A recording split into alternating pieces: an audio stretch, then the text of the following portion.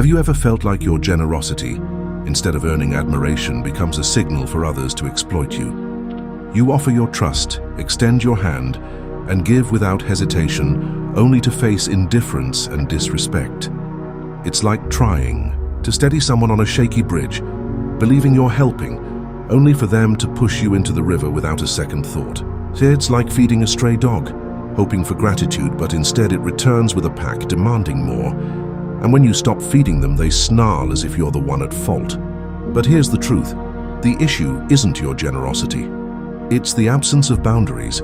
Stoicism teaches us that kindness without wisdom can lead to exploitation. When rooted in strength and clarity, however, it becomes an unshakable virtue that no one can misuse.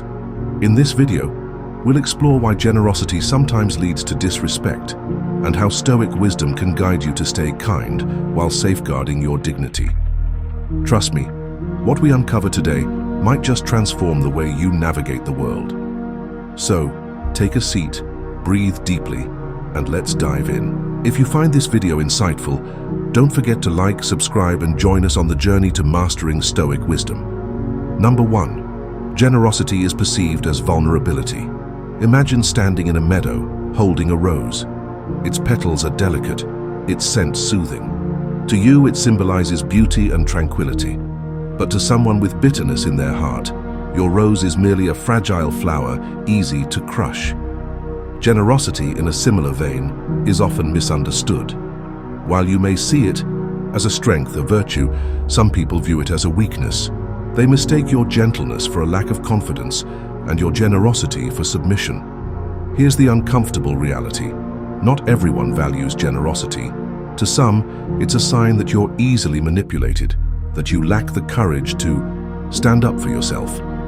These individuals don't see generosity as a deliberate choice.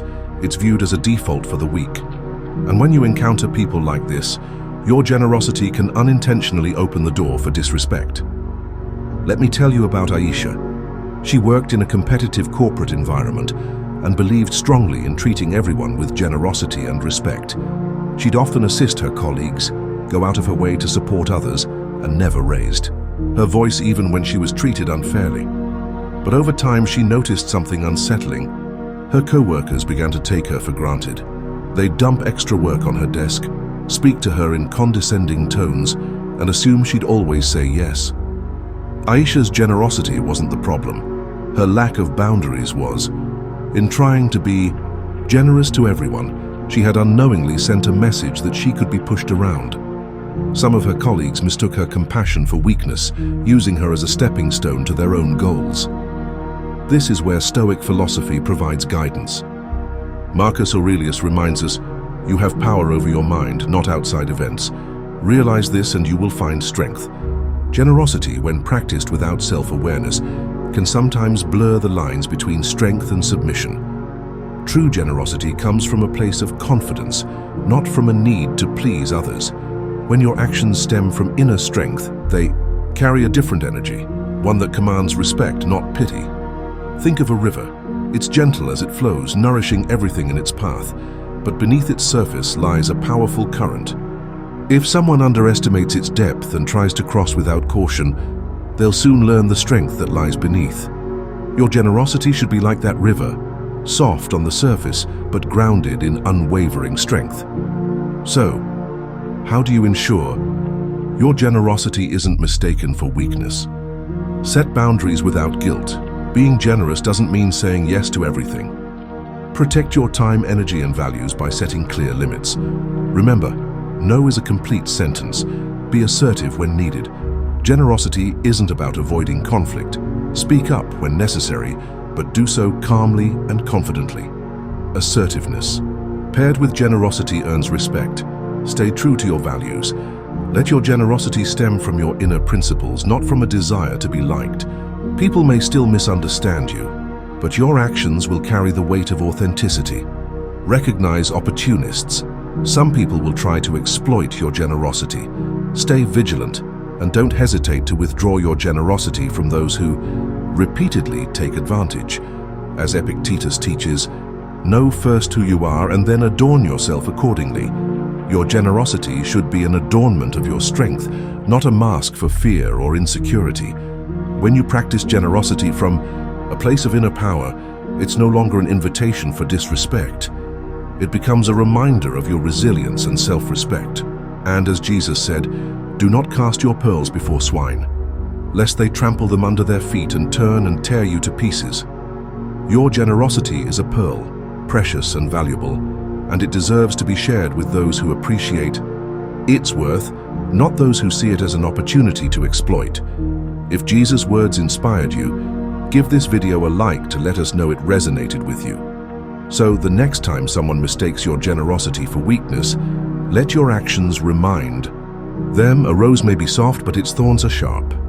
True generosity isn't fragile. It's rooted in strength, self-respect, and unwavering integrity. Number 2, generosity encourages exploitation. Imagine a golden key left unattended on a table, gleaming in the sunlight. To an honest person, it's simply a key, a symbol of trust. But to someone with ill intentions, it's an invitation, an opportunity to unlock doors they were never meant to enter.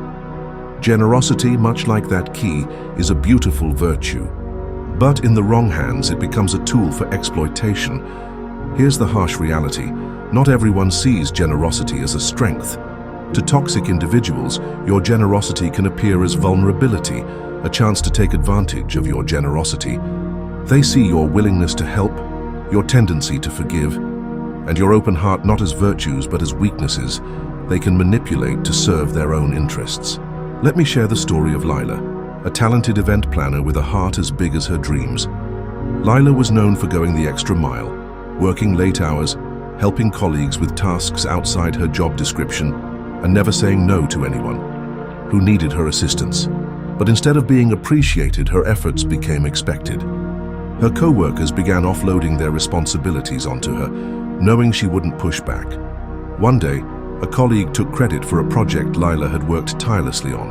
When she confronted him, he shrugged and said, "You're always so nice, I figured you wouldn't mind." Lila realized in that moment that her generosity left unchecked had created a feast for exploitation. Her generosity, once a strength, had been twisted into an opportunity for others to take advantage of her. This is where Stoicism provides clarity. Seneca, a philosopher deeply attuned to human nature, warned, "Generosity unguarded becomes a feast for the wicked." Generosity without boundaries is like an open door. It invites the wrong kind of guests. To protect yourself from exploitation, your generosity must be paired with wisdom, discernment, and the courage to say no when necessary. Think of a castle. Its gates are not left open for everyone to wander in. Guards stand watch, ensuring that only those with good intentions are allowed entry. Your generosity should be like that castle, strong, welcoming to the deserving, but always protected. When you set boundaries, you're not being unkind. You're safeguarding your generosity from those who would misuse it. Here's how to ensure your generosity doesn't become a tool for exploitation. Be selective with your generosity. Not everyone deserves your time, energy, or help. Share your generosity with those who appreciate it, not those who take it for granted. Recognize red flags. Toxic individuals often show patterns of manipulation. Pay attention to their actions. Are they always asking but never giving? Learn to say no. Saying no doesn't make you unkind. It makes you wise.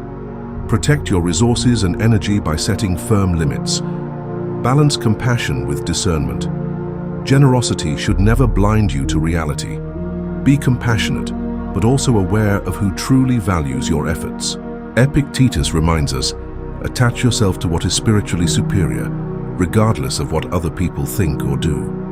This means aligning your generosity with your values, not with the expectations of others. True strength lies in practicing generosity with intention and balance, ensuring that it serves both you and those who genuinely deserve it. And as Jesus said, do not give dogs what is holy. Do not throw your pearls before swine, lest they trample them underfoot and turn to attack you. Your generosity is a pearl, a treasure that should be shared wisely with those who will honor its value, not exploit it. So the next time someone tries to misuse your generosity, remember, you are the guardian of your own generosity, Let your generosity flow like a river, but guide its path with wisdom and self-respect. In doing so, you protect its beauty and ensure that it remains a true source of strength, not a gateway for exploitation. Let us know if Jesus' message touched your heart. Like this video and comment "I love Jesus" to share the inspiration. Number 3. Generosity lacks boundaries. Picture water being poured endlessly into a cup. At first, the water fills the cup, quenching its thirst. But as the pouring continues, the cup overflows and the water spills onto the ground, wasted. Generosity without boundaries works the same way. When you keep giving without limits, people stop appreciating your efforts and start expecting them. Your generosity, instead of being cherished, becomes a routine they feel entitled to. Here's the hard truth. Generosity without boundaries doesn't just exhaust you, it changes how others see you. When you always say yes, when you never push, people stop seeing your generosity as a gift. It becomes an obligation in their eyes, something they feel they deserve rather than something you've chosen to give. Let me tell you about Mary. She was the go-to person in her church and community, always ready to help, always putting others before herself. If someone needed her time, she gave it. If someone needed her resources, she offered them without hesitation. But over time, Mary noticed something troubling. Instead of appreciating her efforts, people started demanding them. Her family would assume she'd rearrange her schedule for them. Her church members would assign her extra responsibilities, saying, "You're so reliable, you won't mind, right?" And the more Mary gave, the more they expected. One day, when she finally said, "I can't help this time," she was met with frustration and disappointment. Her generosity had unintentionally created a cycle of entitlement. This is where Stoicism provides guidance. Epictetus, a philosopher who deeply understood human behavior, wisely said, "The wise give, but not beyond reason or respect for themselves." True generosity doesn't mean sacrificing yourself for others. It means giving within reason, ensuring that your generosity is balanced with self-respect. Think of a garden. If you don't set up a fence, animals will trample through it, taking and destroying what they please. But when you put up boundaries, the garden thrives. Your generosity is like that garden. Without boundaries, it can be overrun.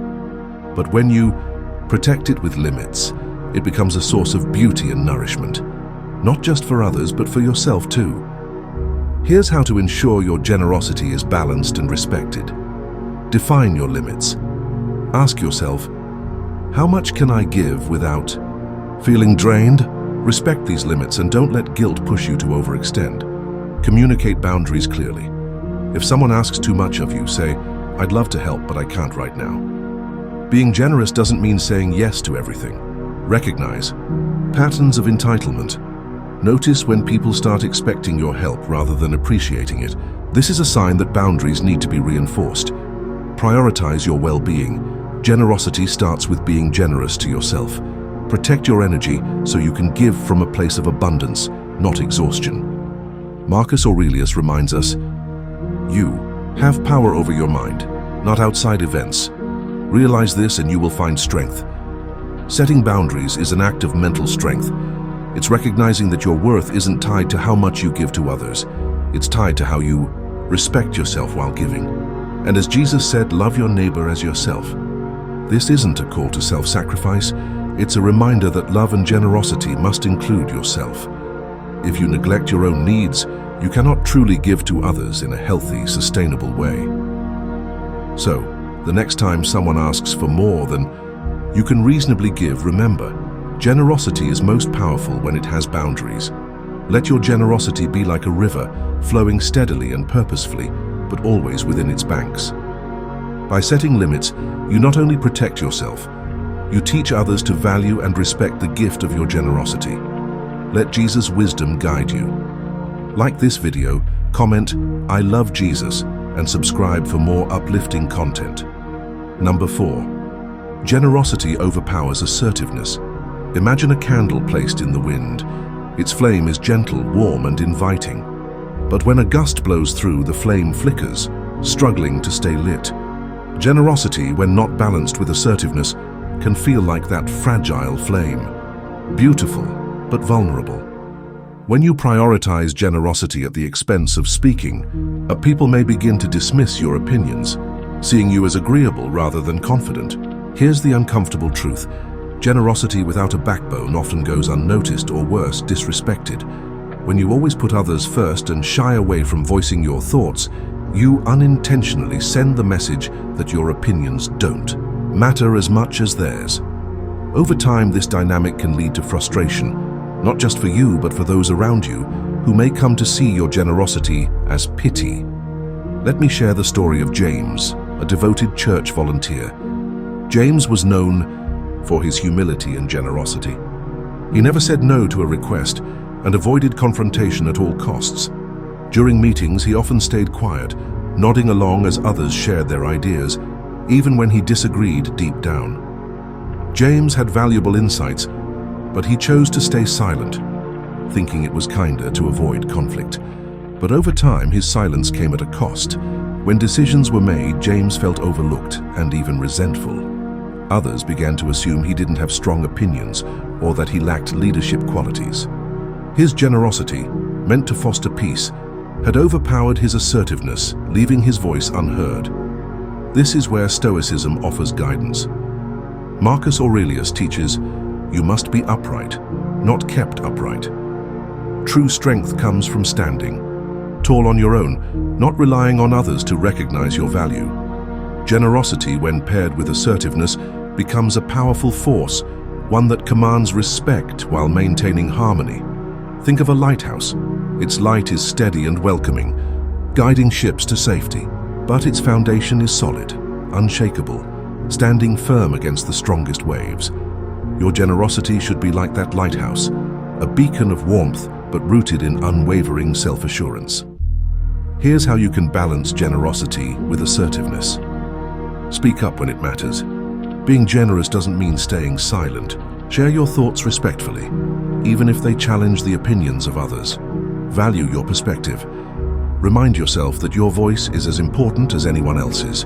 You're not being unkind by expressing your needs or ideas. You're being authentic. Practice calm assertiveness. Assertiveness doesn't mean aggression. It means stating your opinions clearly and calmly, showing that you value both yourself and the conversation. Set expectations. Let others know that your generosity doesn't equate to agreement. By doing so, you teach them to respect both your compassion and your boundaries. Epictetus reminds us, know first who you are and then adorn yourself accordingly. This means understanding that generosity and assertiveness are not opposites. They're complementary virtues. When you prioritize both, you embody a strength that is kind but firm, gentle yet unyielding. And as Jesus said, let your yes be yes and your no be no.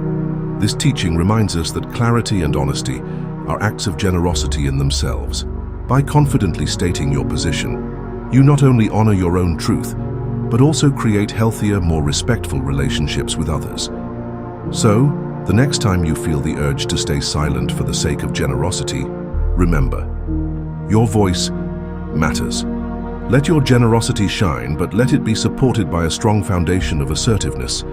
Be like the lighthouse, warm and guiding, yet unshakable in its stance. By doing so, you'll find that your generosity no longer overpowers your assertiveness, it amplifies it. Number 5. Generosity can lead to emotional burnout. Imagine a lamp that lights up a dark room. It shines brightly, offering comfort and clarity to everyone around it. But over time, if its oil isn't replenished, the flame dims and eventually goes out. Generosity, when constantly given without reciprocation, works the same way. You can only give so much of yourself before you run out of emotional energy, leaving you burned out and depleted. Here's the truth. Generosity is a gift, but it requires balance. When you pour all your energy into others without taking the time to refill your own cup, you risk losing the very light that makes you who you are. The act of giving becomes exhausting rather than fulfilling, and what once brought you joy starts to feel like a burden. Take the story of Martha, a teacher known for her compassion. She dedicated her life to her students, staying late to help struggling kids, mentoring them during her weekends. and even using her own money to buy supplies for those in need. But as the months passed, Martha started to feel drained. The joy she once felt in teaching faded, replaced by resentment and exhaustion. She realized she was always giving but never receiving, not even taking the time to care for herself. Martha's generosity, though beautiful, had become unsustainable. By constantly putting others first, she had neglected her own well-being, and the result was emotional burnout. She learned a valuable lesson. You cannot truly give to others if you have nothing left to give yourself. This is where Stoicism offers wisdom. Seneca reminds us, you cannot pour from an empty cup. Care for yourself first. Generosity is most powerful when it comes from a place of abundance, not depletion. Taking care of yourself isn't selfish, it's necessary. When you nurture your own emotional energy, you ensure that your generosity is genuine and sustainable, rather than forced or draining. Think of a well. If everyone draws water from it without pause, it will eventually run dry. But if the well stays cared for and allowed to replenish, it becomes an endless source of nourishment. Your generosity should be like that well, flowing freely, but only after you've taken the time to refill it. Here's how to prevent emotional burnout while practicing generosity. Prioritize self-care. Make time for yourself, whether it's through rest, hobbies, or moments of solitude. When you care for yourself, you replenish the energy you need to. Care for others. Set limits on giving. Recognize your limits and don't be afraid to say no when you feel stretched too thin. Boundaries protect both your emotional health and the quality of your generosity. Seek balance in relationships. Healthy relationships are reciprocal. Surround yourself with people who give as much as they take, so your generosity is met with appreciation and support. Reflect on your motivations. Ask yourself why you're giving. If it's out of guilt or obligation, it's time to reevaluate. True generosity should feel fulfilling, not draining. As Epictetus teaches, first say to yourself what you would be, and then do what you have to do. If you wish to be generous, you must first be generous to yourself. By caring for your own needs, you create the foundation to give authentically and sustainably. And as Jesus said, "Come to me, all you who are weary and burdened, and I will give you rest." This profound teaching reminds us that rest is not a weakness, it's a necessity. To serve others with love and compassion, you must first seek peace and renewal for your own soul. So the next time you feel your energy waning, remember, you are not a limitless resource. Let your generosity flow, but let it flow from a well that is full. Care for yourself first, and you'll find that your generosity becomes a joy rather than a burden. Like a lamp with a steady supply of oil, your light will shine brightly, not just for others, but for yourself too. Number 6. Generosity feeds envy. Imagine a lighthouse standing tall on a cliff, its light shining brightly across the dark sea, guiding lost ships to safety. Most sailors would be grateful for its glow, but there are always some who resent it, those who wish to dim its brilliance because they feel overshadowed. Generosity, much like that light, can provoke envy in those who lack it. Your good nature and generosity, instead of being admired, can spark jealousy in hearts that feel empty or inadequate. Here's the uncomfortable truth: not everyone will celebrate your generosity. To some, your ability to give selflessly becomes a mirror, reflecting their own shortcomings. Instead of inspiring them to grow, it stirs feelings of resentment. Your generosity, which stems from a place of abundance, can highlight the scarcity within them, and envy thrives in that void. Take the story of John, a community leader known for his giving heart. He went out of his way to help others, organizing food drives, supporting struggling families, and lending a hand wherever it was needed. Most people admired and appreciated him, but a few began to whisper behind his back. "He's just doing it for attention," they said. "He thinks he's better than everyone else." John's generosity had unintentionally fed their envy. His light, meant to guide and uplift, became a source of discomfort for those who struggled with their own insecurities. Instead of seeing his actions as noble, they saw them as a reminder of what they weren't doing themselves. This is where Stoicism provides clarity. Epictetus wisely teaches, "Do not shrink your light to comfort the envious." Your generosity is not the problem, their envy is. dimming your light, holding back your generosity, or changing who you are to accommodate their insecurities is not the solution. Instead, you must let your generosity shine unapologetically, grounded in the knowledge that their envy is a reflection of them, not you. Think of the sun. It shines brightly, nourishing the earth and bringing life to all it touches. Yet some might curse its heat or retreat into the shade to avoid its brilliance. But does the sun stop shining? No. It remains steadfast, fulfilling its purpose without concern for who welcomes or resents its light. Your generosity should be like the sun, constant, unwavering, and unbothered by the opinions of those who envy it. Here's how to handle envy without compromising your generosity. Stay grounded in your values. Remind yourself why you're generous. Let your generosity come from a place of love and principle, not a desire for approval. Don't internalize their envy. Their jealousy is not your responsibility. You can't control how others perceive your actions, but you can control how you respond. Lead by example. Instead of dimming your light, let it inspire others. Some may envy you, but others will be encouraged to follow your example and grow. Surround yourself with supportive people. Spend time with those who appreciate your generosity, and celebrate your generosity, not those who resent it. As Marcus Aurelius reminds us, waste no more time arguing about what a good person should be. Be one. Let your actions speak louder than their envy. Continue to be generous, not for their approval, but because it aligns with who you are. And as Jesus said, let your light shine before others, that they may see your good deeds and glorify your Father in heaven. Your generosity is your light. Let it shine regardless of how it's received, because it reflects your character and your faith. So the next time your generosity provokes envy, remember, you are not responsible for their insecurities. Stand tall like the lighthouse, shine brightly like the sun, and let your generosity be a testament to your strength, not a reaction to their judgment. By doing so, you honor the true essence of generosity, giving freely without shrinking to comfort the envious. If any of the points resonated with you, be sure to comment "Thank God I learned it" to share your thoughts and let us know how it connected.